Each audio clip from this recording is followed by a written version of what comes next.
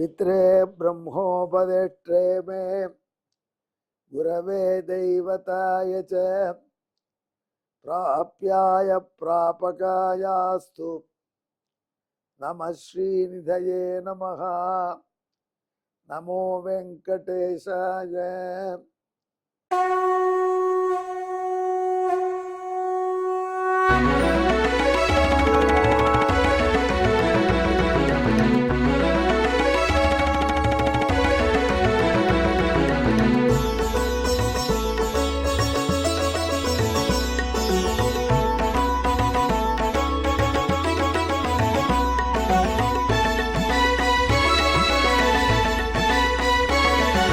सहस्रनामं सहस्रनामं श्रीवेङ्कटेश सहस्रनामं सहस्रनामं सहस्रनामं श्रीवेङ्कटेश सहस्रनामम्।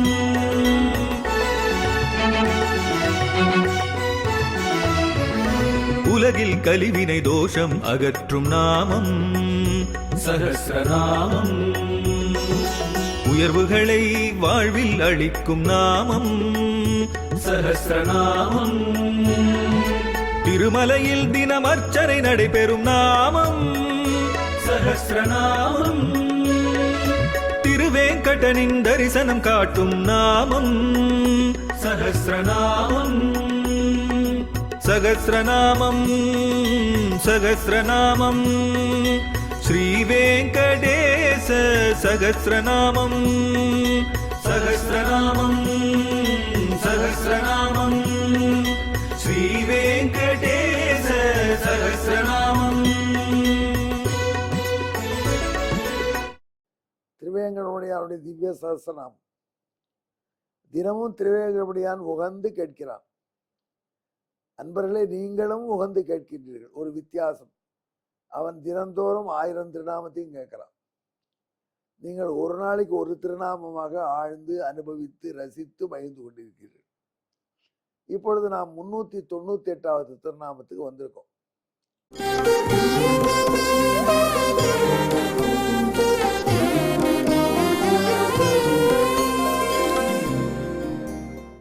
சென்ற திருநாமத்திலே பௌண்டரகன் முதலியவர்களை சமரித்த பகவான் என்று பெருமையோடு நாரதர் சொன்னாரே, அந்த பௌண்டரகாதிகள் என்ன செஞ்சிருப்பாங்க? பௌண்டரகன் என்ன பண்ணா, தன் நாட்டில் உள்ள பெருமாள் கோயில் எல்லாம் உள்ள உற்சவரிசையிலாம் எடுத்து ஒரு தனி அலமாரில் போட சொல்லிட்டான். இவனே கோயில போய் உட்காந்துருவான் சாமியா. எனக்கு பண்ணுங்க பூஜை அப்படின்னுவான். அவனுடைய திருவடியில பாலை சேர்க்கணும். ஓம் அப்படியே நாராயணாயனமா. அதில் திருவடியில் தயிர் சேர்க்கணும், துடைக்கணும், அதில் சந்தனம் பூசணும், இப்படிலாம் சொல்லிட்டான். ராஜா உத்தரவு. நான் தான் நாராயணங்கிறான். சில அந்த இடங்கள் பார்த்தா எவன் நாராயணர் தானே துட்டு கொடுத்தா சரி போட்டான். சில பேர் ரொம்ப ரொம்ப வருத்தப்பட்டான். இப்படி ஒரு நிலைமை நமக்கு வந்து கொடுத்தேன்.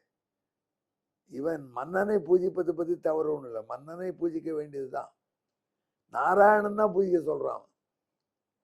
அவன் சங்கு சக்கரம் எல்லாம் அப்படி கட்டி வச்சுட்டு இருக்கான் அந்த கையில. ஜாக்கிரத, சக்கரத்தை போட்டு எரிச்சு விடுவேங்கிறான். அந்த சக்கரம் நாம போட்டா அப்படி கற்பூர அரிசி பண்ணா எரிஞ்சு போடும் மரச்சக்கரம். இது எங்க ஆயிரக்கணக்கான சூரியன் ஒரே சமயத்தில் உதித்தால் கூட வராத ஒளி வெள்ளத்தை கக்கக்கூடிய சக்கரம் எங்க? ஆனால் அதை சக்கரம்னு அவன் சொல்லி நம்ப வைக்கிறான். முட்டாள் தானும் நம்புறான், மற்றவர்களையும் நம்ப வைக்கிறான். அந்தணர்கள் வேற வழி இல்லை, இல்லைன்னா அவன் வரட்டி விட்டுருவான், நாட்டை விட்டு காசு தர மாட்டான். அதனால அவர்கள்லாம் இப்ப ஏற்பட்ட பௌண்டரக வாசுதேவனுடைய வார்த்தை, காசிராஜாவின் வார்த்தை, அவளை கேட்டு பௌண்டரகனையே வாசுதேவன் என்றும் பௌண்டரகனையே நாராயணன் என்றும் பூஜிக்க ஆரம்பித்தார். ரொம்ப நாள் ஆயிடுத்து. பௌண்டரகனை எம்பெருமான் சம்மரிச்சுட்டான். சம்மரிச்ச உடனே பகவானை ஊருக்குள்ள வரவேற்கிறார் மந்திரிகள். இத்தனை பெருமாள் கோயில் எல்லாம் இருக்கு. பார்த்தான். இந்த பெருமாள் கோயில்ல இந்த பெருமாள் எங்க? இவர்தான் சத்யநாராயண பெருமாள். அப்படி மூலவரை தரிசனம் பண்ணுங்கள் பண்ணினான். உற்சவர் எங்கன்னு கேட்டான். அது ஸ்டோர் ரூம்ல இருக்கு. ஏன் உற்சவர் விக்கிரகத்தை இங்கேருந்து எடுத்துட்டு போயிட்டீங்க அப்படின்னு மன்னர் சொல்லிட்டார். இந்த பொம்மையில அதுக்கு நான் தான் இருக்கேன்னு. அதனால என்ன பண்ணுவாங்க, திருவாரூர் பொழுது அவர் வருவார் ராஜா. ராஜாவுக்கு நிவேதனம் பண்ணுவீங்களா? நியாயமா அந்த கேட்டா போகிறோம். கிருஷ்ணா கேட்காத, அவனுடைய ஆட்சி, அவன் கொடுங்கோலன், நாங்க செஞ்சோம். இதம் விட்டோர் விசக்கிரமே திரேதாரித தேபதம் சமூடமஸ்ய பாகும் சுரே என்ற மந்திரத்தை அவருக்கு ஓதினோம். அவன் தான் விஷ்ணு என்று நம்பினோம். அவன் நம்பல, நாங்க அவன் இப்படி நம்புறே எங்க பிரெயினை வாஷ் பண்ணிட்டு இருந்தோம். அதை நாங்கள் ஏற்கவில்லை என்றால் எங்களுக்கு ஆபத்து. அதனால் நாங்கள் என்ன பண்ணினோம், வேறு வழி இல்லாமல் உன்னைத்தான் நினைத்து கொண்டு அவனுக்கு ஸ்தோத்திரம். இது எப்படி இருக்கு? நீ என்று நினைத்து அவனை துதித்து விட்டோம். உண்மையிலேயே எல்லா துதியும் உனக்கு தான் வந்து சேர்ந்திருக்கணும் கிருஷ்ணா. நாங்க முன்ன ஸ்தோத்திரம் உனக்கு வரலையான்னு கேட்டா, என்ன வேதாந்தம் நல்லா தான் சொல்றீங்க, ஆனா அவனை எதிர்த்து நீங்க போராடி இருக்க வேண்டாமா? உன்னை எப்படியா கடவுளாக்குறதுன்னு. இப்படி ஒவ்வொரு மனுஷனும் தானே கடவுள்னு ஆயிட்டான்னு அப்புறம் நிலைமை என்ன ஆகும்?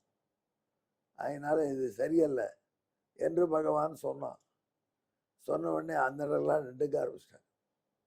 இதுக்கு என்ன தண்டனை கொடுக்க போறாரோ பகவான் தெரியலையே என்று பிரபுவை க்ஷமித்துள்ள வேண்டும் என்று கை கூப்பினார்கள். பகவான் சொன்னா,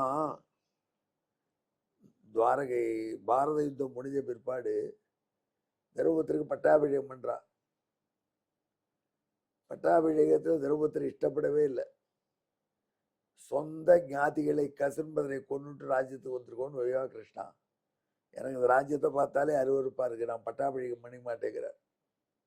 எவ்வளோ பாடுபட்டு 18 அக்ஷோகினி யுத்தம் வச்சு 18 நாள் பாடுபட்டு ஜெயிச்சு கொடுத்தா எனக்கு இந்த ராஜ்யம் வேண்டான்னு தர்மர் சொன்னா பகவானுக்கு எப்படி இருக்கும்?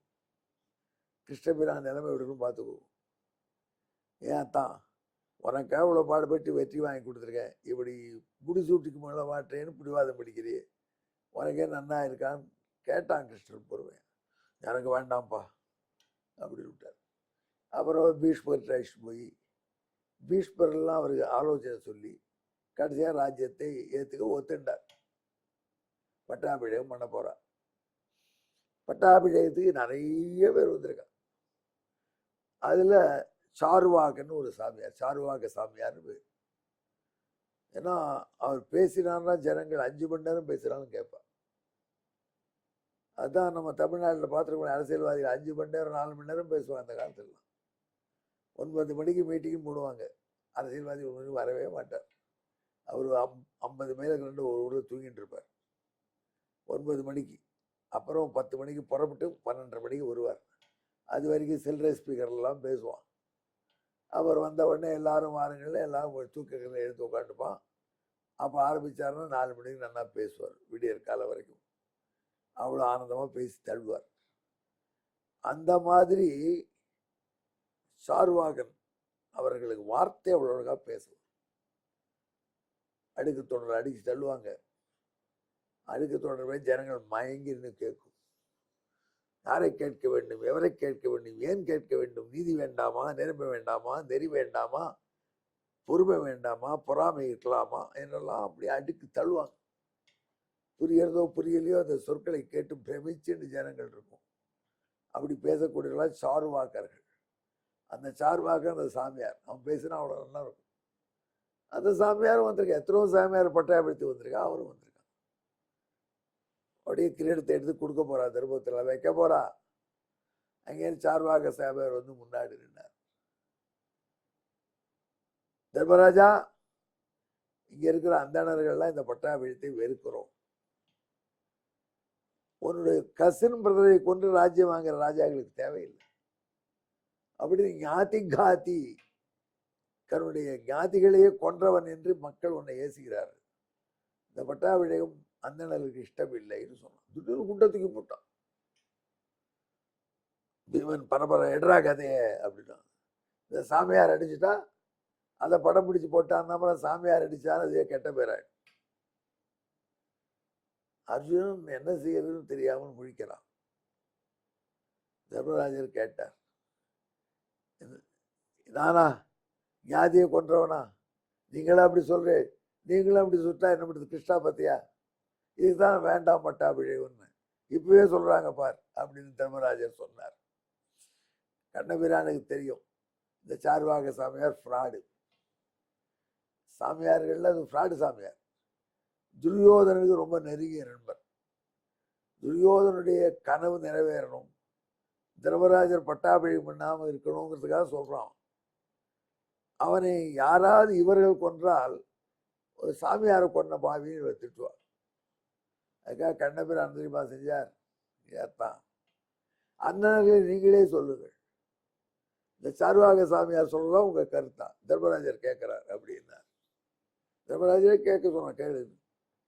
தர்மராஜர் கேட்டார். உடனே ரிஷிகள்லாம் பார்த்தா, நாம சொன்னமான யாருடா இது, இது எங்காலே இல்லை அப்படின்னா, ஹோம் என்று அத்தனை பேரும் யார் நீ என்று கர்ஜித்தார்கள்.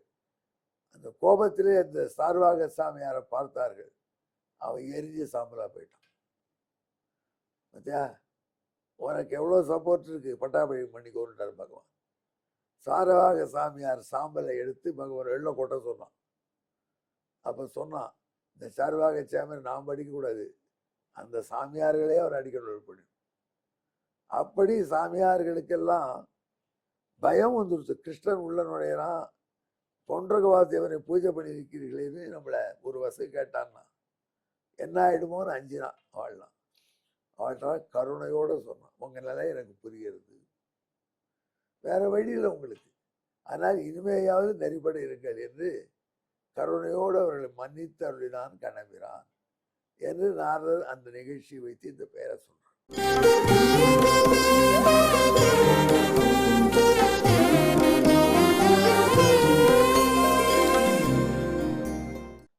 விவிதாரி சலோத்விக்னம் பிராமணேஷு தயாபரஹா. இந்த திருநாமத்தை திருப்பி சொல்றது எவ்வளோ கஷ்டம் பாருங்க. இந்த மாதிரி பெரிய பெரிய திருநாமங்கள் எல்லாம் தினமும் கேட்கிறார் அவர். திருவேங்கடர் குஷியா கேட்கிறார். இதற்கு பின்னணியான ஸ்லோகம், போன்றகாதிபிரேவம் தான் உத்விக்னான் பூசுரானவன் விவிதாரி சலோத்விக்ன பிராமணேஷு தயாபரஹா. இதற்கு தமிழ் கேட்கிறீர்களா? பௌன்றகன் அவன் தன் நண்பன் முதலிய பல வகை எதிரிகள் மயக்கினால் அந்தணர் மயங்கிட மயங்கிய அந்தணர்பால் அருள் உடையவன் விவிதாரி சலோத்விக்ன பிராமணேஷு தயாபரன் என பெயர் பெற்ற எம்பெருமான் பராபரன். என்பது நண்பர்களே, நமக்கு குழப்பம் வராமல் திருவேங்கடமுடியானுடைய பக்தியே நமக்கு இருக்க வேண்டும் என்று தெளிவோடு வாழக்கூடிய நிலை வருவதற்கு இந்த திருநாமத்தை ஜபியுங்கள். விவிதாரி சலோத்விக்ன பிராமணேஷு தயாபராய நமஹ. எம்பெருமான் அருள் செய்வார். எங்கே? நன்றி, வணக்கம். நமோ வெங்கடேசாய.